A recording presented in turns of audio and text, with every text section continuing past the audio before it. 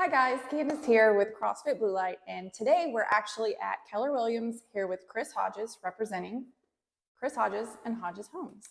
What's going on, guys? Glad to be here. Yeah, so Chris, tell us a little bit about Hodges Homes and what inspired you to start a small business. Yeah, absolutely. I've been a real estate agent for about 4 years, just like most of the other unemployed friends that you have as well. And I think I've always had an interest in homes. I, grew up with kind of the, Sarah McLachlan case of with the animals. Yeah, no doubt. 30 cents a day, you can sponsor a little Chris Hodges on the streets of Las Vegas. And so, home ownership was not a thing to people with the last name Hodges. Cool. And so I was actually first generation homeowner, and I just never even thought it was possible, but used the VA loan, kind of did the traditional house hack, if you will, where you like buy an old home, you live in it, you make it better, and so on and so forth. And I was introduced to that after my time contracting, and it kind of just exploded. I decided to take a stab at real estate instead of working in the Middle East full time. And a year into it, I definitely decided I would not be making my way over the pond as a frequent flyer anymore. That's fine. So like a stable market versus a stable market for job security. Exactly. Yeah. That's where we went with And that. so Hodges Homes came to be initially because my tax person told me to create an LLC and spread out the liability of that. But then Julie and I started acquiring rental properties and offering affordable housing at a decent condition. And so we started that endeavor back in late 23, and within a single year, we went from 1 rental property to 5. That's amazing. We're currently at 6. Yeah. I promise we're stop buying. Julie, please stop sweating. But I relate to the Julie. Yeah, situation. and it really, she deserves every bit of it because I told her we would stop, and here we are. The goal was always 5, and then an opportunity just presented itself. But I think Hodges Homes addresses not only a need for like a trustworthy source as a real estate agent, but then also we're answering a huge need of decent, equitable housing that meets people where they are. And so Julie and I have a rule that we would never rent out a home that we wouldn't live in ourselves. And so we match a certain quality. We also are really big about just meeting the tenants in the condition that they're in, whether it be a single mom that is on her way out from a very tough custody battle where all of her background checks are getting flagged by all the local property management companies, and therefore not able to actually get into any sort of decent housing.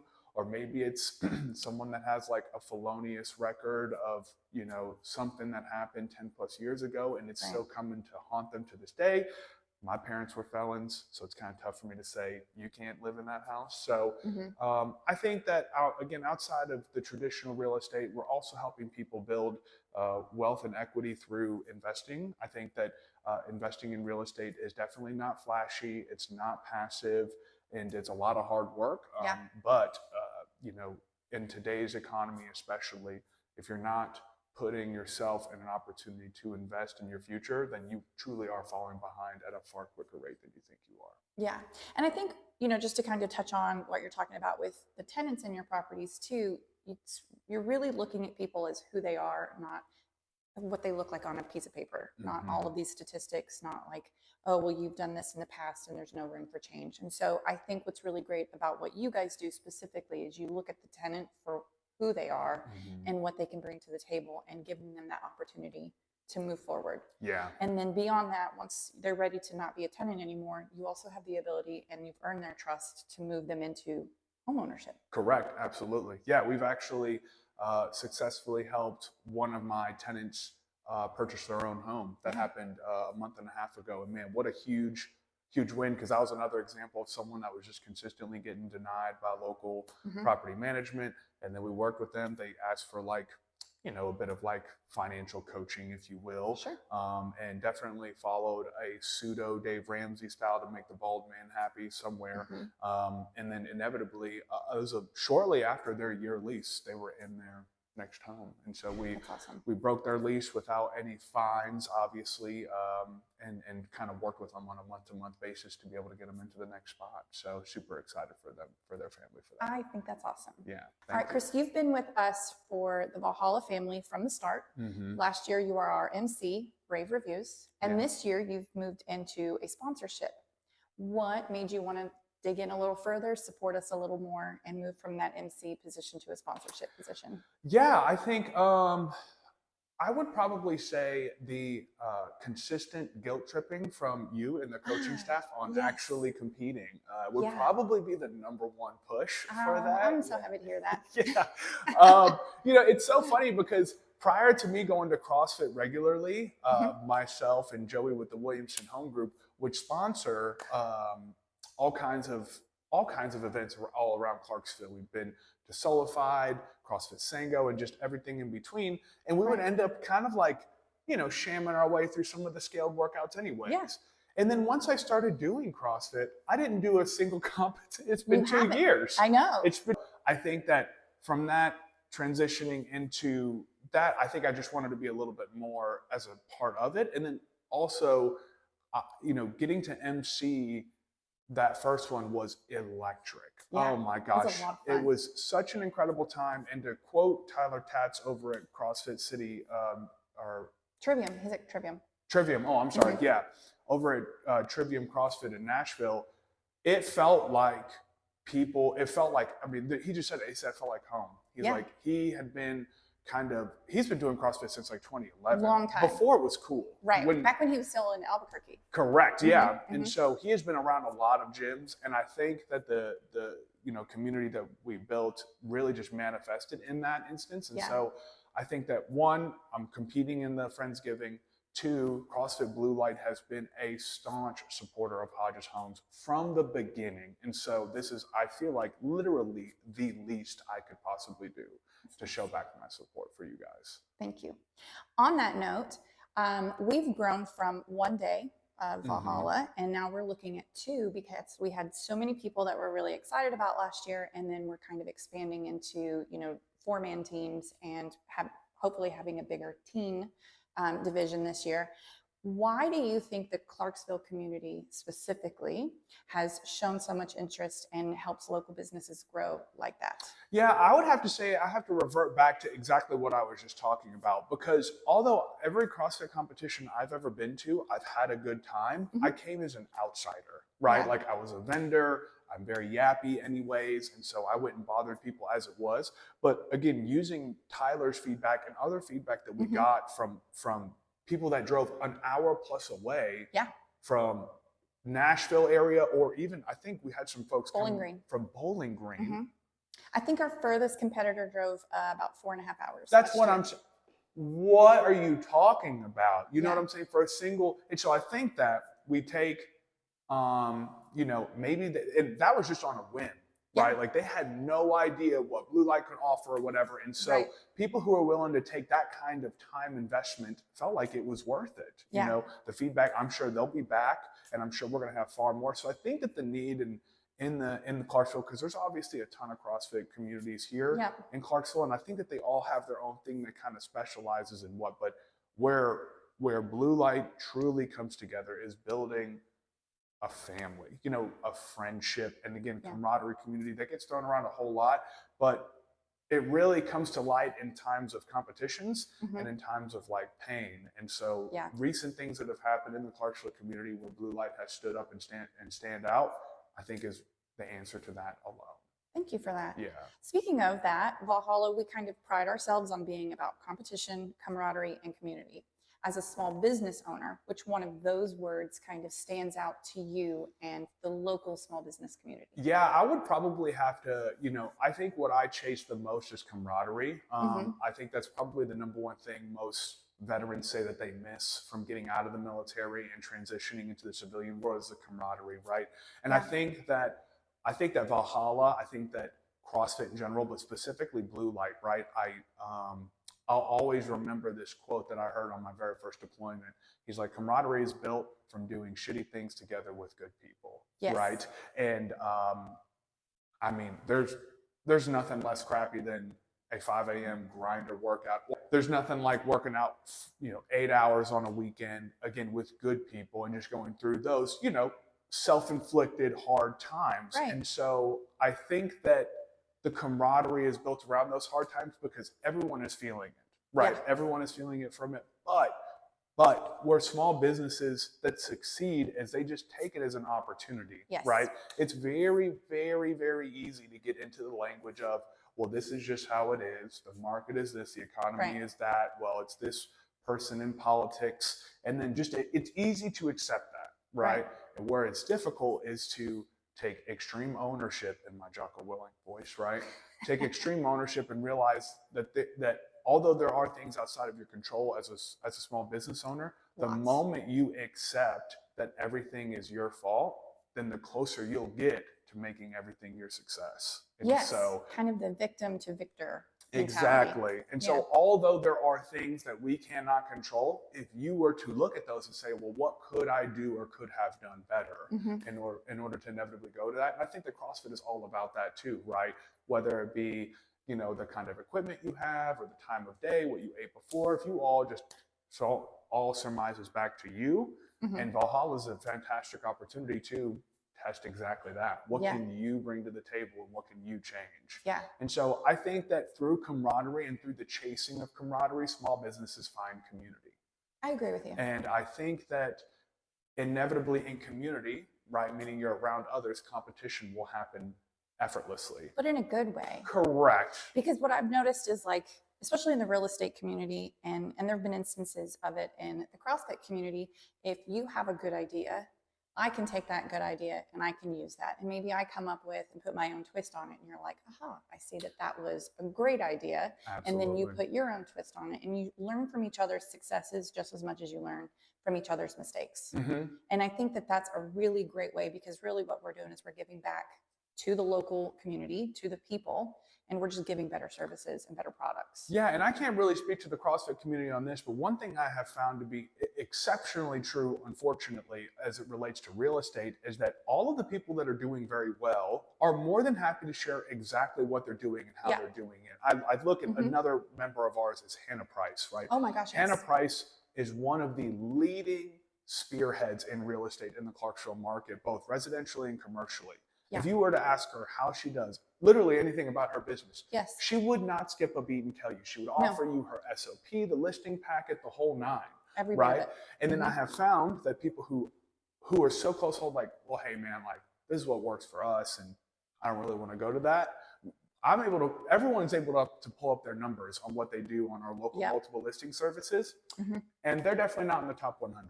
And so, because I feel like people who succeed, they naturally want other people to succeed as well. Correct. And I love that about and I think you and Hannah are such a good example. Yeah, absolutely. Because I also think that too, Hannah and I are a great example of, like, we'll tell everyone, but we also know that like 95% of people just won't do what we're telling them, right? Yeah. And it's, a repeat of that. And that's fine. Like, I don't mean to say that condescendingly, but I think that is something that we see a lot in real estate. And I think that I've seen different instances of blue light where you guys have, especially in those early onsets, right? Those first couple months of you guys getting started. I remember you talking about different gyms reaching out to you and vice versa. I'm like, hey, how do we handle, client engagement or retention and stuff like that? And it just seems like it really is an open forum. It was really nice. Yes, it was wonderful, especially in the beginning, because we did have so much support from all of the other CrossFit gyms. And even now, I know that I can reach out to DCL and they're going to be super helpful, give ideas. I can do all of those things and the other gyms as well. But it's really nice to know that you can reach out and it's well received. Yeah, absolutely. It's really well received. Couldn't agree more. Yeah. Chris, what do you see? You're building a successful business and you still find time to give back. What do you think helps you whenever you're looking at giving back to a local event or another small business? Yeah. How do you balance that? Yeah, man, that's tough. I think it's funny, I was talking with Carrie Lavada with Southbound Insurance. One of the most challenging, and she's quoted this far better than I can say it, but to reiterate what she said, one of the most challenging things about small business owners is getting asked to sponsor something. All the because time. I All the mean, time. we I was can- open 3 weeks and people are like, do you have $500? I'm like, I have $0. I know. But I'll give it to you personally. Man, when travel Yeah. ball is starting up, Oh, right? yeah. And so Yeah. it's such a challenge too, because especially in the world of real estate, where again, 1,400 people have their license, right? Mhm. And so like, I think, so there's kind of like a priority in my head that I recommend small businesses do as well. Getting your banner on something or even getting your name on the back of a t-shirt, Yes. fantastic. Mhm. What is going to solidify that relationship? Showing up. Yes. And being there. Yes. And so that is why I'm so picky about sponsorships, Mhm. because my time is already very, very limited. Mhm. But having a banner up or a shout out, that's okay. But where that is actually going to translate into a relationship opportunity, which inevitably will lead to business, will be showing up. And so Yes. if you are considering the sponsorship of any event, Mhm. I would not personally consider it unless you could be there. Yeah. And be able to again build a relationship with people. People are going to see the banner, the MC is going to say their name and all that, but it Yep. really is up to that small business owner to go make face, show up, Yeah. and show out. I think that's the other thing too. Whenever we were looking, so last year we had bigger sponsors. We had Jim Reefers, and they were great, and they sent us a lot of stuff. We had Nick Lavery with Team Machine, and so we had these bigger, more national sponsors. And this year we started looking back, and we're like, okay, well, who are the people that constantly pour into us? And let's, of course, there is a financial aspect of it too. We need to be able to make it happen. But who is going to be able to show up? Yeah. And who's going to be able to make those personal connections. And so for us, it's all about those local businesses and those small businesses that we know will have direct impact and a return on investment. So I know that the more people that you talk to, the more relationships that you make, being a part of Valhalla and being a part of the gym, those are going to help set you apart from the other businesses. Absolutely. Because I can go online and I can Google real estate agents all day, but I'm going to remember talking to you. Correct. Yeah. And I think that that's where there's a bit of responsibility that I do see some small business owners kind of struggle with as it relates to that. Again, back to that extreme ownership, right? They're like, well, I've been giving this team, $500 twice a year for 5 years, and I've not gotten a single referral. Right. And it's like, okay, sure. You could absolutely look at it as, well, why isn't this team performing what it should be doing? But rather, I challenge everyone, what am I not giving to the team? So obviously the money is needed, right? In this economy, money is for sure needed in any way, shape, or form. But you're obviously not filling a need that inevitably leads to value for those people. Exactly. Right? And so where does the value then come? I think the greatest asset is being time. And so just showing up, showing out, even if you know nothing about CrossFit or whatever you're supporting, right? Like an opportunity to continue to foster that relationship, and definitely worthwhile. They're a fantastic referral partner too. Yeah. So I agree. And the good news is for the local business owners who maybe don't know much about CrossFit, as a CrossFitter, we love to talk about CrossFit. We'll tell you all about it. Yeah, whether you want to hear it or not. Yeah, actually. we're really glad you brought it up because we've been meaning to talk to you. Well, on that note though, if there are any local sponsors local small businesses that are on the fence about sponsoring Valhalla or even an event like Valhalla within their local community, what advice do you have for them? Yeah, I would say, again, I would say that Valhalla is a fantastic opportunity for a sponsorship because of the time in it. And then also, again, where is camaraderie built? It's built through tough things. Right. These folks are going to be doing a lot of tough things for a long time. 2 days, so, 2 full days. Yeah, 2 full days of pain. And so that they paid for. They did. Then traveled. Yes. And anyways, so, you're going to have a lot of opportunities in between those before and after to be able to build those, but it's going to require that time. And so again, spending the money, one thing, and I definitely trust Candace and her team to be able to highlight your business leading up to, during, and after the event. However, it is during the event where you're going to have that most impact. Like you said, again, there could be 10 agents that show up, but who's going to be the one out yapping, trying to hand you a Topo Chico after you just got done dying in 10 minutes? It's going to be me. And they're like, I need water. And I'm just going to remind them there's water in this Topo Chico. Right. And they're like, no. They definitely get with Candace and her staff on it. I think at least for me, I've not heard any businesses that have any like net negatives about the time. And I think it's a fantastic opportunity to get a ton of face time. And again, meet such a community that enjoys doing hard things. And so I think that the conversation around small business ownership is a very difficult one to have. You're going to be in a good, like-minded group of people because everyone that is at CrossFit is seeking to do hard things. So that inevitably when life throws hard things at them, they're like, I might not be able to know what to do, but I know I can do hard things. I'm gonna figure it out. Exactly. And so I think through osmosis, right, you're the average of the 5 people you spend the most time with. That alone is worth your time and money. I agree with you. What is one thing that you're excited about with Valhalla this year? Oh, I think the double in the days and doing the teams of 4, I was kind of like, oh, whoa, what a cool. We were really excited about that. We did not know how that was going to go. We're like, oh, it's like throwing spaghetti at a wall and you hope it sticks. Yeah, it all stuck. It all stuck. I'd probably say that. I think also I'm a sucker for returning faces too. And so getting to see people, like, I'm not sure, are those children, the minors that lifted more weight than I do, planning on returning? You're speaking about our teenagers. Yes, correct. Correct. They did outlift Christopher Hodges last year. You've made some improvements. Yeah, not enough. I guarantee that 17-year-old boy, Noah. Noah, there's no chance that I am stronger than him. Such a sweet guy. And Ruby, she's actually coming back already. She's already registered, so she is going to come here and make you feel bad about yourself. Correct. Yeah, I believe she clean and jerked. The nicest. Like 165 is coming to mind. I don't know if that might be too much, but it was. She'll have to let us know. Yeah, I'm sure it'll be more this year. She's an animal. She's also so nice, and her whole family came out to support her, and they were super sweet. So they had to because she couldn't drive there, Candace, because they had her permit, her learner's permit.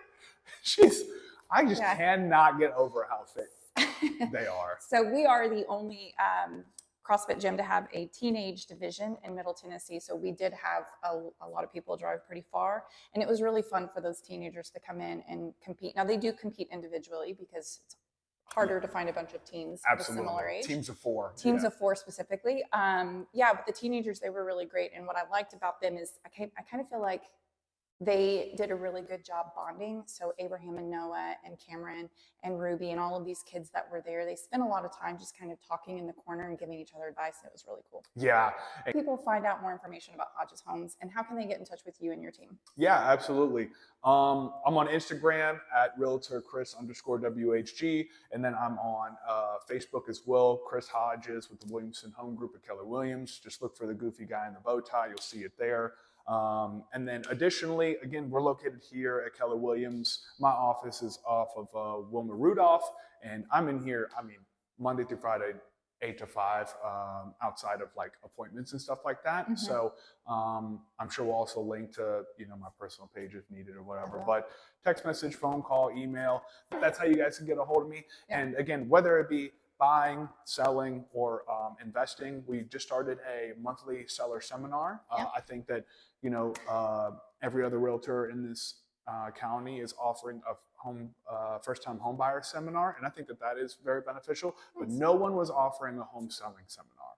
And in today's market, where there's over 1,600 homes on the market, I think it is a huge need. So we're starting a monthly seminar. I'm hoping after the new year, it'll be like on the same Thursday of each month, but it is a Thursday, and the dates, we'll have those posted as well. So if you have any questions, investing, or what is like being a realtor too, I'm also very open about my time as an agent. It's been an extremely positive and life-changing experience, but also extremely time-consuming. So I would recommend it for anyone who might be looking for that kind of opportunity, but would love to chat about the real expectation management that surrounds it. Nice. Candace, thank you so much for coming and taking the time. One last thing, final thoughts. Any final thoughts, any advice, any comments for the athletes, for the judges, for the sponsors, and any potential spectators for Valhalla this year? Yeah, I gotta quote my man Nick Lavery, and I'm gonna try and do it in my best Boston accent, you know. And I wish I was 6 inches taller and 50 pounds of muscle bigger, so that no doubt, for sure, her too. Sorry, Julie. There's a lot of losers, and there's very few winners in this world. Most of y'all are gonna lose today, but the few of you are gonna be winners. That's going to be pretty nice. He did such a good job. He did such a good job. No, love it's him. going to be a great time. Yeah. You guys are going to see me out there, whether you like it or not. But good luck to the athletes. Good luck to the spectators too. And I am just stoked. I cannot wait. Me too. All right, guys, I'll have Chris's info linked below, and we'll see you guys in January. Yep. See you then. Bye.